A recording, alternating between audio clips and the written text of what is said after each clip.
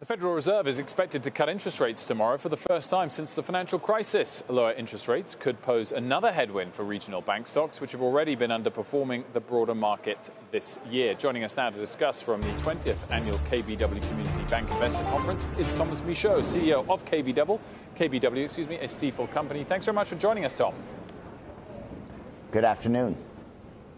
Firstly, I just wanted to ask about the interest rate environment. And if we do see a rate cut tomorrow, how quickly do you think we'll see deposit rates react across the regional banking space?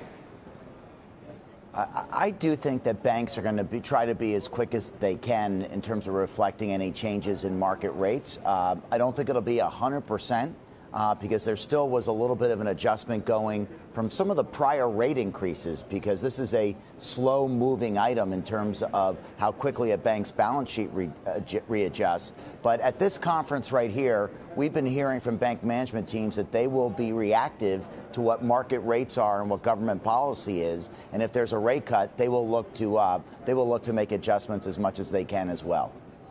Thomas, the regional banks have significantly underperformed the nation's biggest banks of late. Is that something that makes sense to you, or are they due a catch-up? I'll tell you, what's really been remarkable is by how much all banks have underperformed since the first half of last year.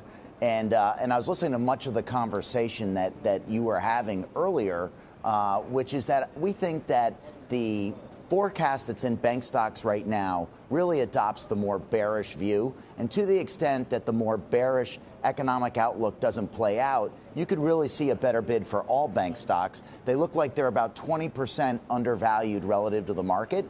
With regards to your question, on Friday, we upgraded the nation's biggest banks to outperform.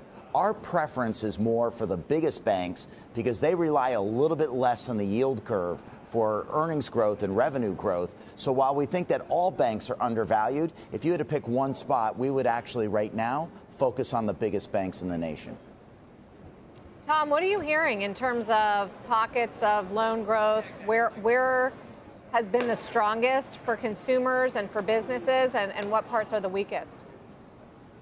It's been really interesting. I would say, Sarah, there have been two areas that have been the biggest areas for questions. Investors keep asking management teams about how they're dealing with what's been a slowdown in the economy and with a flatter and lower yield curve. And they're talking about loan growth in all the different categories. I think, like in many cases, the consumer's been in a little bit better shape than commercial customers. And then what's also been interesting is that management teams have been asking investors, why do they think that their stocks trade at such a significant discount to historical levels? So those have been the two areas. One is your loan growth question, and then the second is why are these stocks so cheap right now has been, I think, a big talk of this conference.